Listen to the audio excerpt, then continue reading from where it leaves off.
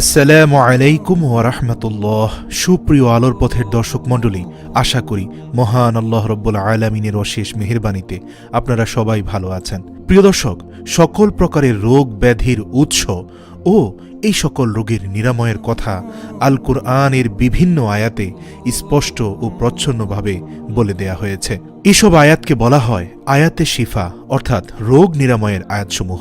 সুবহানাল্লাহ।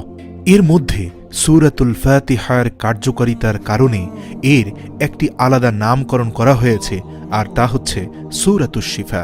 সূরাতুশ শিফা বলতে সূরাতুল ফাতিহাকে বোঝানো হয়। আল্লাহু আকবার। যাই হোক প্রিয় দর্শক, আজকে আমরা সূরাতুল ফাতিহার সাথে সূরাতুল ইখলাস এবং আয়াতুল কুরসির সমন্বয়ে একটি বিশেষ আমলের পদ্ধতির কথা আপনাদের জানাবো, যে আমলে আপনারা যে যে উপকারিতাগুলো পাবেন তা সংক্ষেপে বলে রাখছি। ১ নাম্বার, আপনার যাবতীয় সমস্যা যেমন রোগ শোক বালা মুসিবত অভাব দরিদ্রতা ইত্যাদি ইনশাআল্লাহ আল্লাহ রব্বুল আলামিনের মেহেরবানিতে আল্লাহ দূর করে দিবেন। ২য় নম্বরে হচ্ছে আপনার ঘুমের মধ্যে কোনো খারাপ স্বপ্ন আসবে না বা ভয়ানক কোনো স্বপ্ন দেখবেন না। যে স্বপ্ন আপনার কাছে আপত্তিকর মনে হয় সে স্বপ্নটির হাত থেকে আল্লাহ আপনাকে রক্ষা করবেন ইনশাআল্লাহ। ৩য় নম্বর হচ্ছে ঘুমের মধ্যে যাদের প্রায়শই বোবায় ধরে তাদের এই সমস্যা থেকে পরিপূর্ণ মুক্ত হয়ে যাবেন ইনশাআল্লাহ। বোবায় ধরার মানে হচ্ছে হঠাৎ করে ঘুমের মধ্যে এমন ধরনের ভয়ানক স্বপ্নের উদ্রেক হওয়া যে আপনি চাইলে স্বপ্নের ঘের থেকে কেটে উঠতে পারছেন না, হাত পাও নাড়াতে পারছেন না। ইনশাআল্লাহ এই আমলের মাধ্যমে আপনি এই সংকট থেকেও মুক্তি পাবেন আল্লাহ তাআলার রহমতে। যাদের অস্বাভাবিক স্বপ্নদোষ হয় তাদের এই সমস্যার সমাধান হবে ইনশাআল্লাহ। ৫ নম্বর হচ্ছে নিয়মিত ঘুমের আগে এই আমলটি করলে দুশ্চিন্তা থাকবে না এবং বিপদ আপদ কম আসবে ইনশাআল্লাহ।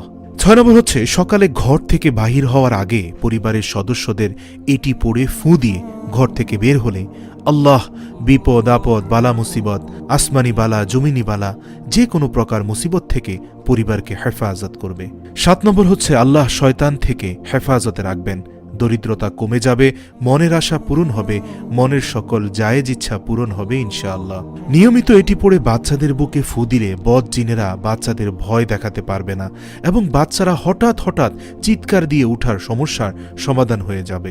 গর্ভবতী মহিলারা ঘুমানোর আগে এবং ঘুম থেকে উঠার পর নিয়মিত এটি পড়ে পেটে ফু দিবেন ইনশাআল্লাহ। আল্লাহ রব্বুল আলামিনের অশেষ মেহেরবানিতে গর্ভের সন্তানকে আল্লাহ হেফাজতে রাখবেন। নিঃসন্দেহে মহান আল্লাহ অনেক দয়াশীল। এছাড়াও মা বোনদের যে কোনো ধরনের অপবিত্রতা এবং শারীরিক সংকটে আল্লাহ রব্বুল আলামিনের অশেষ মেহেরবানিতে এই দোয়ার মাধ্যমে আমল করে ফু দিলে আল্লাহ তাআলা কষ্ট কমিয়ে দিবেন এবং আল্লাহ আমলকারীদের জন্য জান্নাতে একটি প্রসাদ তৈরি করবেন। সুবহানাল্লাহ। রাসূলুল্লাহ সাল্লাল্লাহু আলাইহি ওয়াসাল্লাম বলেছেন, যে ব্যক্তি শুধুমাত্র সূরাতুল ইখলাস ১০ বার পড়বে আল্লাহ তার জন্য জান্নাতে একটি প্রসাদ তৈরি করবেন।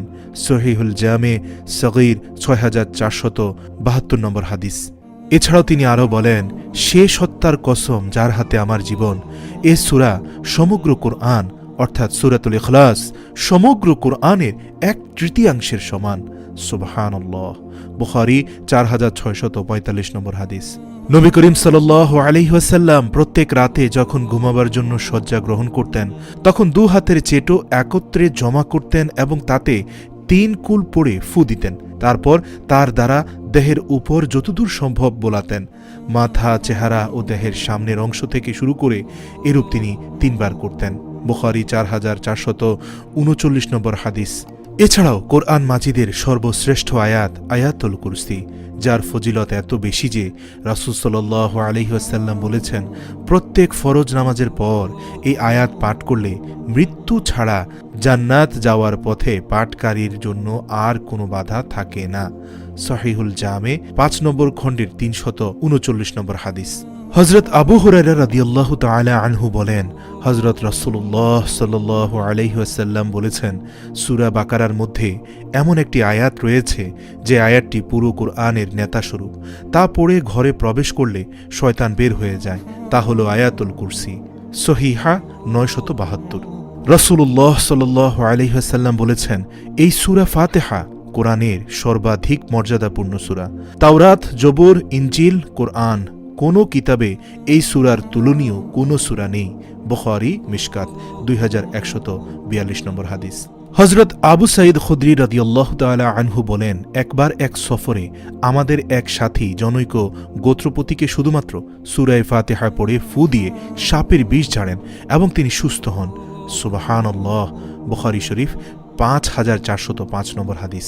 হযরত রাসূল করিম সাল্লাল্লাহু আলাইহি ওয়াসাল্লাম কসম করে বলেন, যার হাতে আমার জীবন মরণ, আমি তার শপথ করে বলছি, সূরা আল ফাতিহার দৃষ্টান্ত তাওরাত, ইনজিল, জবুর প্রভৃতি অন্য কোনো আসমানি কিতাবে তা নেই।